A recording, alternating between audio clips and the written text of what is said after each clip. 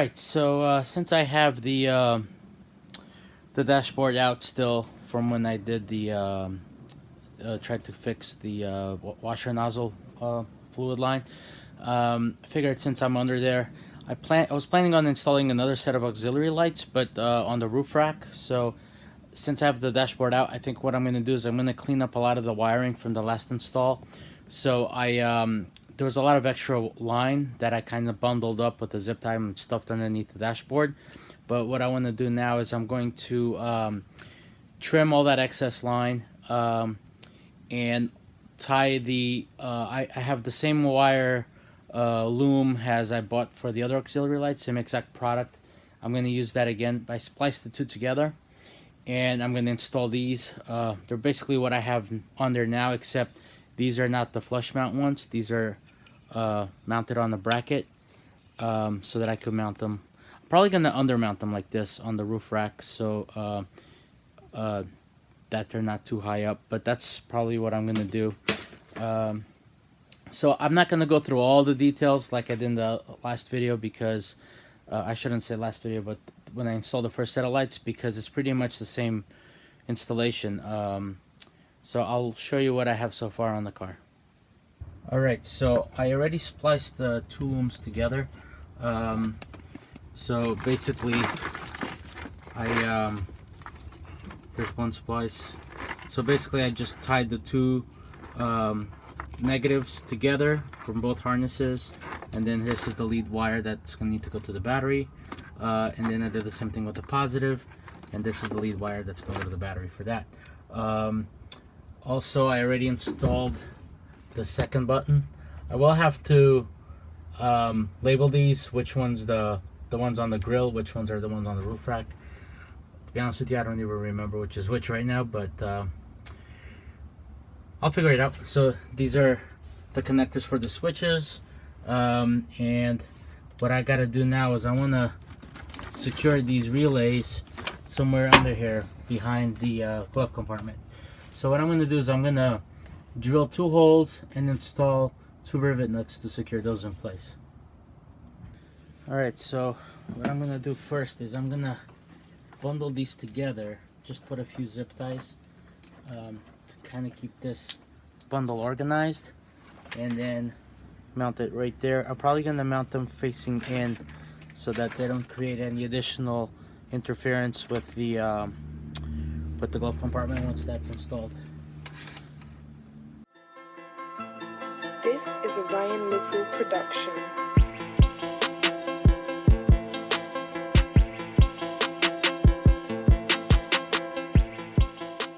Alright, so I zip tied the 2 relays together. I'm going to use this to just mark where I'm going to drill. That's one.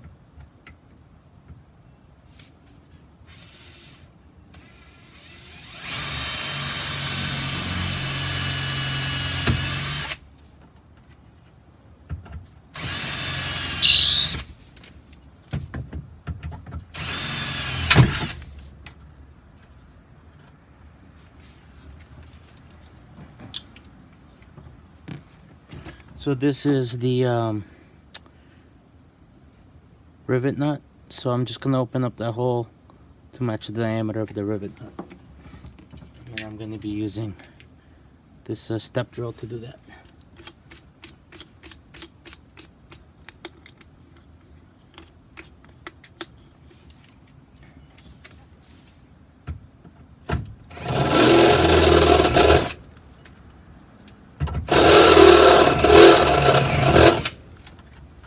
So I'm gonna make sure that you don't overdo it. So test fit, that's pretty close, I think.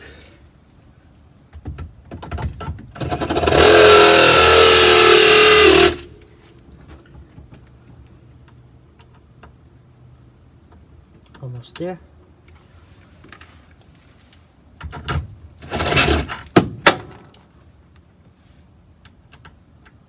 All right.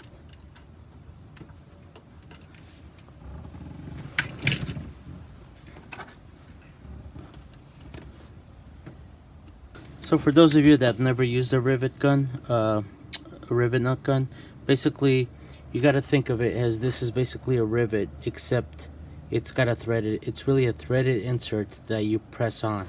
And the way you do it is you thread it on to the rivet gun all the way. Then you insert it into the hole, and then you squeeze it till it clamps on, and then you turn this knob to unwind it out of the threaded insert.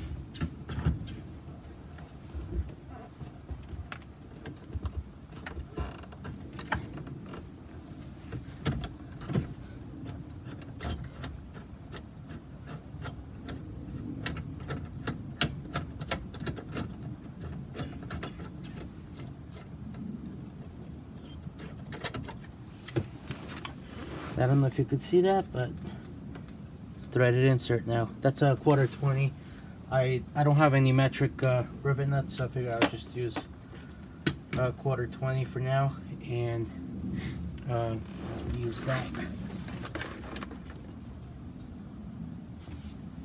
Okay, so now I'm gonna go ahead and drill the next one. So I'll mark it.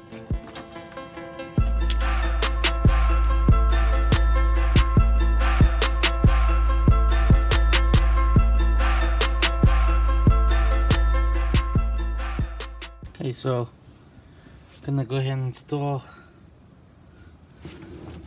these. I'm gonna install them away, facing away, so I have a little bit more clearance. And I'm just gonna use some 1/4 20 button head screws because they also have very low profile.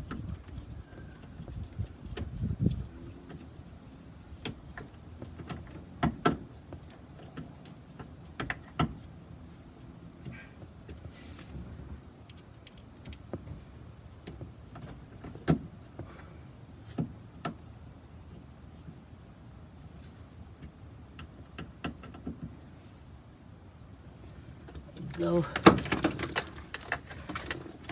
Now that these are installed, I could try to stuff the relays here out of the way, or the fuses I should say.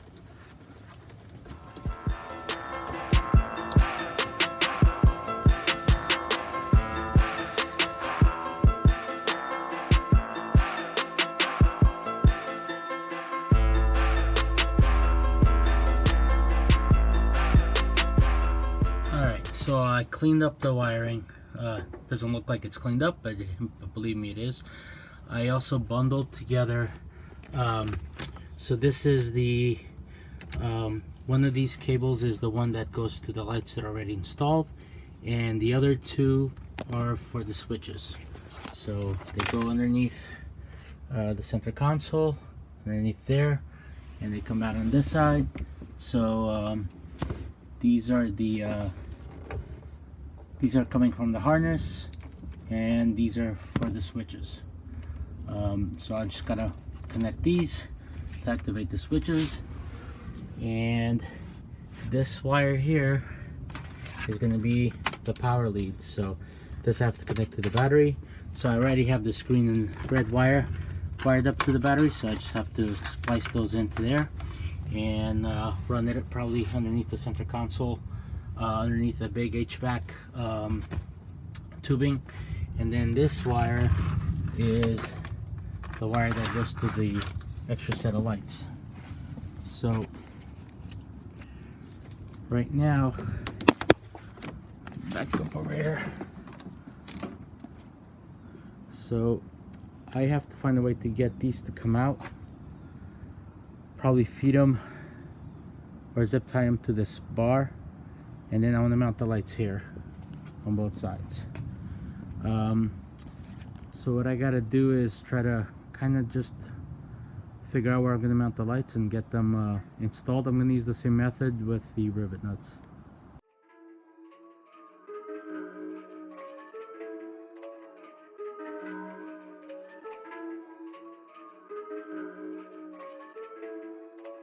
Ryan Little.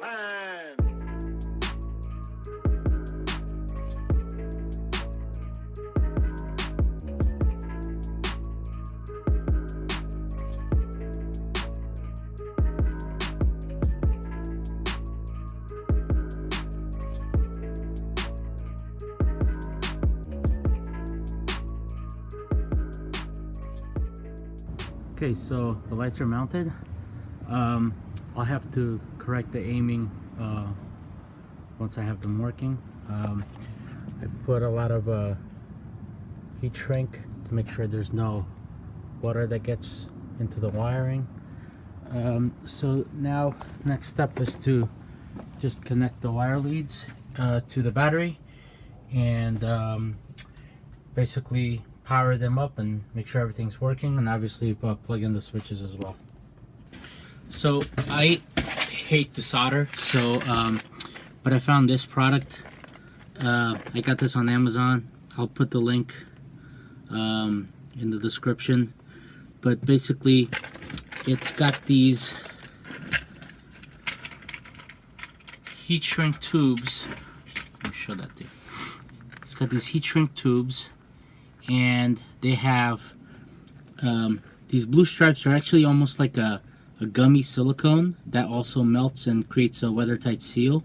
And also in the middle is a piece of low temperature solder, which melts when you heat shrink it. So you basically get a soldered connection and a watertight connection at the same time. So I'm going to be using this to connect the battery wire leads to the wiring harness.